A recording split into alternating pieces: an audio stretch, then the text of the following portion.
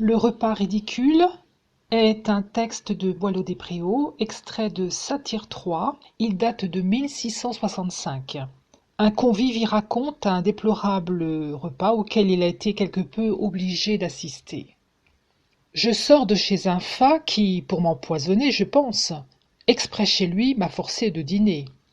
Je l'avais bien prévu. Depuis près d'une année, j'éludais tous les jours sa poursuite obstinée. Mais hier il m'aborde et me serrant la main. Ah, monsieur, m'a-t-il dit, je vous attends demain. N'y manquez pas au moins. J'ai 14 bouteilles d'un vin vieux. Boussingault n'en a point de pareil, et je gagerais bien que chez le commandeur, Villandry priserait sa sève et sa verdeur. Molière avec Tartuffe, il doit jouer son rôle, et Lambert qui plus est m'a donné sa parole. C'est tout dire, en un mot, et vous le connaissez. Quoi, Lambert? Oui, Lambert! À demain, c'est assez. Ce matin donc, séduit par sa vaine promesse, j'y cours midi sonnant au sortir de la messe. À peine étais-je entré que, ravi de me voir, mon homme en m'embrassant m'est venu recevoir, et montrant à mes yeux une allégresse entière. Nous n'avons, m'a-t-il dit, ni Lambert ni Molière, mais puisque je vous vois, je me tiens trop content. Vous êtes un brave homme, entrez, on vous attend.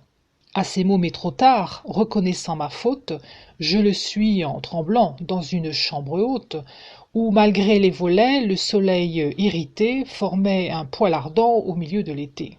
Le couvert était mis dans ce lieu de plaisance, où j'ai trouvé d'abord, pour toute connaissance, deux nobles campagnards, grands lecteurs de romans, qui m'ont dit tout Cyrus dans leurs longs compliments. J'enrageais. Cependant on apporte un potage. Un coq y paraissait en pompeux équipage qui, changeant sur ce plat et d'état et de nom, par tous les conviés, s'est appelé chapon. Deux assiettes suivaient, dont l'une était ornée d'une langue en ragoût de persil couronné, l'autre d'un godiveau tout brûlé par dehors, dont un beurre gluant inondait tous les bords. On s'assied, mais d'abord notre troupe serrée tenait à peine autour d'une table carrée où chacun malgré soi, l'un sur l'autre porté, faisait un tour à gauche et mangeait de côté. Jugez en cet état si je pouvais me plaire, moi qui ne compte rien ni le vin ni la chair, si l'on est plus au large assis en un festin qu'au sermon de Cassagne ou de l'abbé Cotin. Notre hôte cependant, s'adressant à la troupe, que vous semble, a-t-il dit, du goût de cette soupe? Sentez-vous le citron dont on a mis le jus avec des jaunes d'œufs mêlés dans du verjus? Ma foi, vive Mignot et tout ce qu'il apprête! Les cheveux cependant me dressaient à la tête, car Mignot, c'est tout dire, et dans le monde entier, jamais empoisonneur ne sut mieux son métier.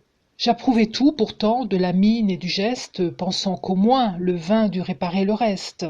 Pour m'en éclaircir donc, j'en demande, et d'abord un laquais effronté m'apporte un rouge bord d'un Auvergnat fumeux qui, mêlé de lignage, se vendait chez Grenet pour vin de l'Ermitage, et qui, rouge et vermeil, mais fade et doucereux, n'avait rien qu'un goût plat et qu'un déboire affreux. À peine ai-je senti cette liqueur traîtresse que de ces vins mêlés j'ai reconnu l'adresse. Toutefois avec l'eau que j'y mets à foison, j'espérais adoucir la force du poison. Mais qui l'aurait pensé? Pour comble de disgrâce, par le chaud qu'il faisait, nous n'avions point de glace. Point de glace, bon Dieu, dans le fort de l'été, au mois de juin! Pour moi j'étais si transporté que donnant de fureur tout le festin au diable, je me suis vu 20 fois prêt à quitter la table, et du ton m'appeler et fantasque et bourru. J'allais sortir enfin, quand le rôt a paru. Sur un lièvre flanqué de 6 poulets étiques s'élevaient 3 lapins, animaux domestiques, qui, dès leur tendre enfance élevés dans Paris, sentaient encore le chou dont ils furent nourris. Autour de cet amas de viandes entassées régnait un long cordon d'alouettes pressées, et sur les bords du plat 6 pigeons étalés présentaient pour renfort leurs squelettes brûlés. À côté de ce plat paraissaient 2 salades, l'une de pourpier jaune et l'autre d'herbe fade, dont l'huile de fort loin saisissait l'odorat et nageait dans des flots de vinaigre rosa. Tous mes sots, à l'instant changeant de contenance, ont loué du festin la superbe ordonnance. tandis que mon faquin, qui se voyait prisé, avec un rime au cœur, les priait d'excuser. Surtout certain hâbleur, à la gueule affamée, qui vint à ce festin conduit par la fumée, et qui s'est dit professe, dans l'ordre des coteaux, a fait, en bien mangeant, l'éloge des morceaux.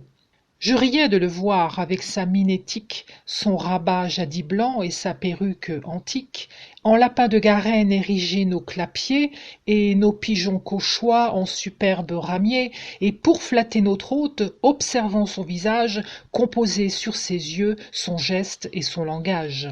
Quand notre hôte, charmé, m'avisant sur ce point, « Qu'avez-vous donc, dit-il, que vous ne mangiez point ?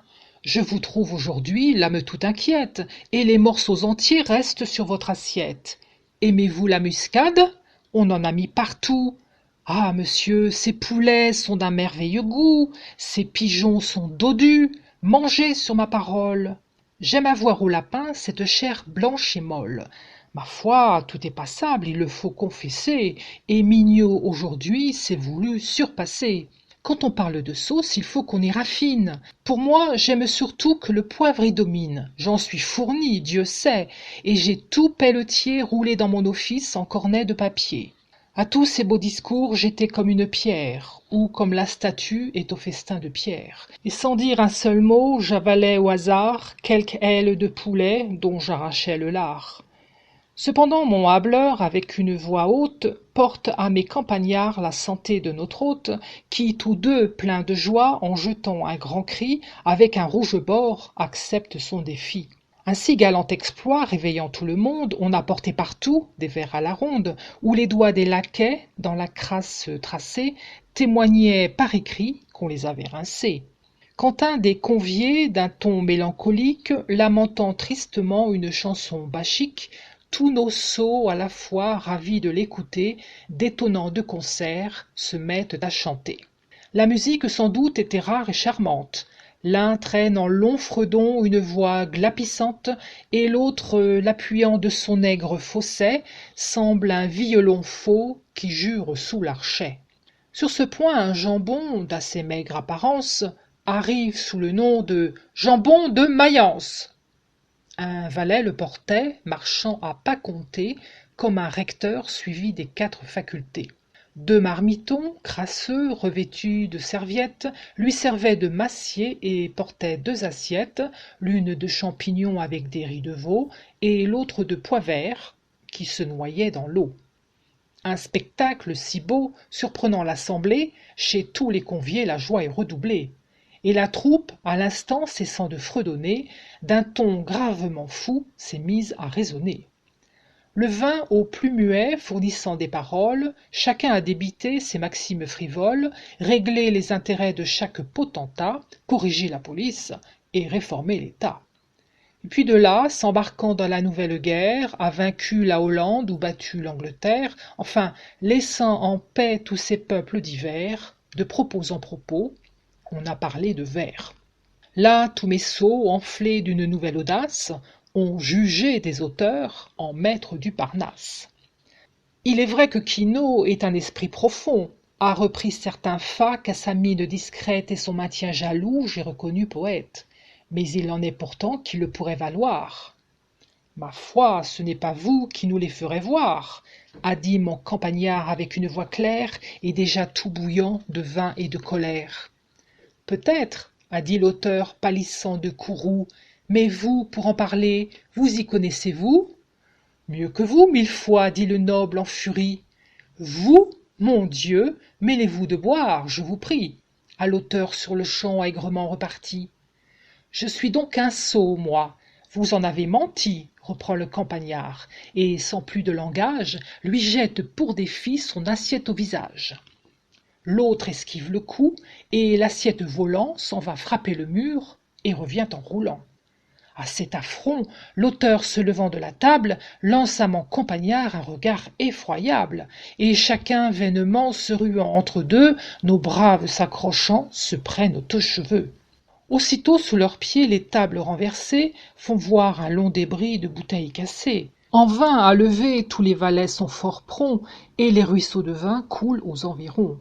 Enfin, pour arrêter cette lutte barbare, de nouveau l'on s'efforce, on crie, on les sépare, et leur première ardeur passant en un moment, on a parlé de paix et d'accommodement. Mais tandis qu'à l'envi tout le monde y conspire, j'ai gagné doucement la porte sans rien dire, avec un bon serment que si pour l'avenir, en pareille cohue on me peut retenir, je consens de bon cœur, pour punir ma folie, que tous les vins pour moi deviennent vins de Brie, qu'à Paris le gibier manque tous les hivers, et qu'à peine au mois d'août l'on mange des pois verts.